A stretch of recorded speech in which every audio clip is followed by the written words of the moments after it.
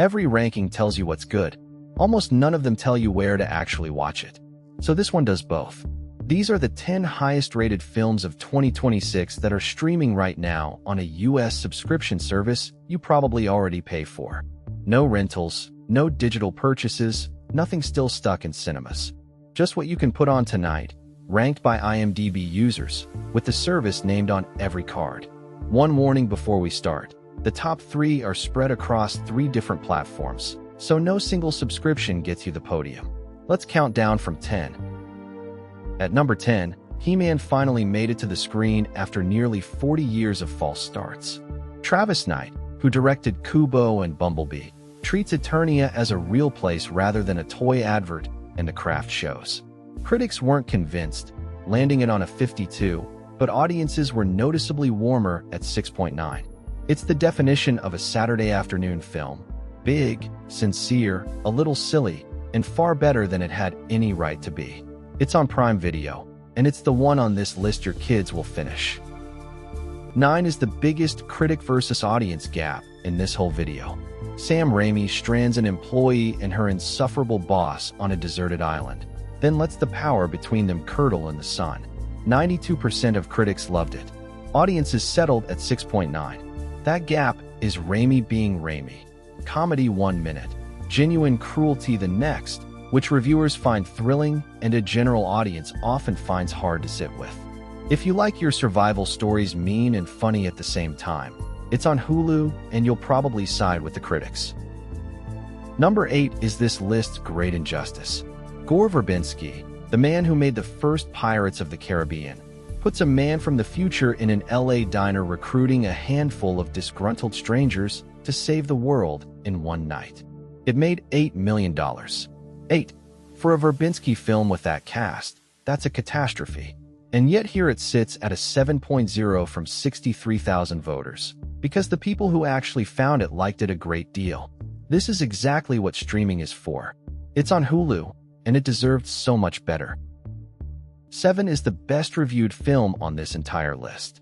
An 81 Metascore, 91% from critics, and Nia DaCosta directing the follow-up as Spike falls in with Jimmy Crystal's gang, and Dr. Kelson makes a discovery that changes the stakes completely. It only took $25 million in cinemas, a fraction of the first film, which usually means a sequel that went somewhere stranger than its audience expected. That's precisely the kind of film streaming rescues. It's on Netflix, and it's the one on this list most likely to be reassessed as a favorite in 5 years. At 6, the small one that sneaks up on people. Jill keeps leaving voice messages for her dead sister, narrating a life that is falling apart in San Francisco, until a stranger in Austin starts receiving the confessions by mistake. Leah McKendrick writes and directs, and on paper it sounds unbearably twee. It isn't. A 7.4 from audiences against a 62 from critics tells you who this film is really for. People who have lost someone and recognize the impulse to keep talking to them anyway. It's on Netflix. Bring tissues. 5 is the family pick, and it's a genuinely strange one.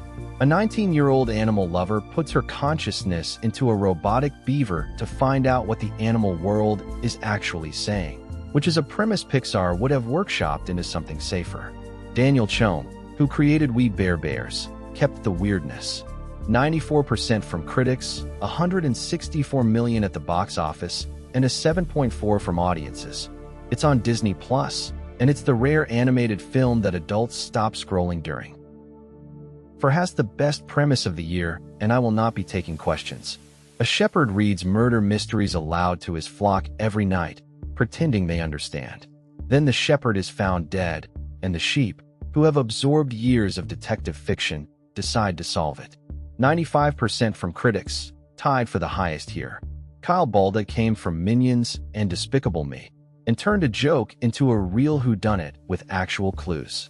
It's on Prime Video, it's the funniest thing on this list, and almost nobody has heard of it. Number 3 is the story of the year in film, full stop.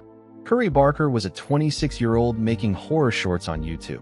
He shot this in about 20 days for roughly $750,000. A lovesick kid breaks a wish-granting toy to make his crush love him, and gets exactly what he asked for.